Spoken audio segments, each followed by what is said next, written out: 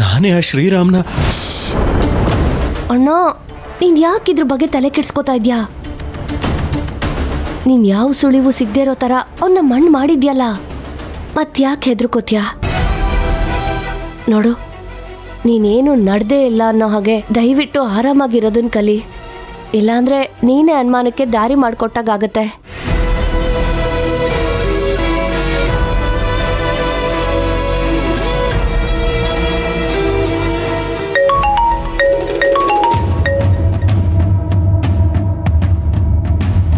ಹೇಳೋ ಕೆಂಪ.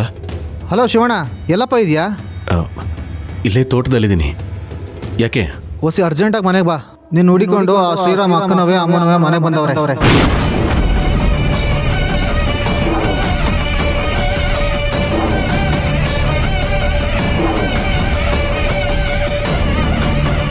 ಶಿವಣ್ಣ ಕೇಳ್ತೇನಪ್ಪ?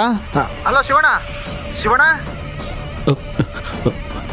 ಹಾ ಕೆಂಪ, ಕೇಳಿಸ್ತಾ ಇದೆ, ಹೇಳು. ಆ ಶ್ರೀರಾಮ್ ಏನೋ ಕಾಣ್ತಿಲ್ವಂತೆ, ಅದಕ್ಕೆ ನಿನ್ನ ಹತ್ರ ಸಹಾಯ ಕೇಳ್ಕೊಂಡು ಮನೆಗೆ ಬಂದವ್ರೆ. ಹೊಸಿ ಅರ್ಜೆಂಟಾಗಿ ಮನೆ ಬರಪ್ಪ. ಸರಿ, ನಾನು ಬರ್ತೀನಿ, ಇಡು. ಸರಿನಪ್ಪ. ಅಣ್ಣ, ಯಾಕಣ್ಣ, ಯಾಕೆ ಗಾಬರಿಲಿದ್ಯಾ? ಶ್ರೀರಾಮನ ಅಕ್ಕ ಅಮ್ಮ ಇಬ್ರು ಮನೆಗೆ ಬಂದಿದ್ದಾರಂತೆ.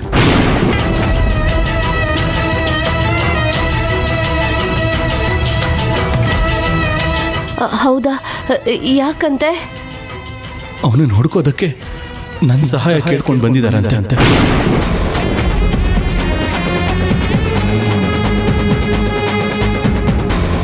ಈಗೇನು ಮಾಡೋದಮ್ಮ? ಬೀಸೋ ದೊಣ್ಣೆಯಿಂದ ತಪ್ಪಿಸ್ಕೊಳ್ಳೋಣ ಅಂದ್ಕೊಂಡ್ರೆ ನಾವು ಹೋದ ಕಡೆನೆ ಆ ದೊಣ್ಣೆ ಕೂಡ ಬೀಸ್ತಾ ಇದೆ. ನಾನು ಯಾಕೋ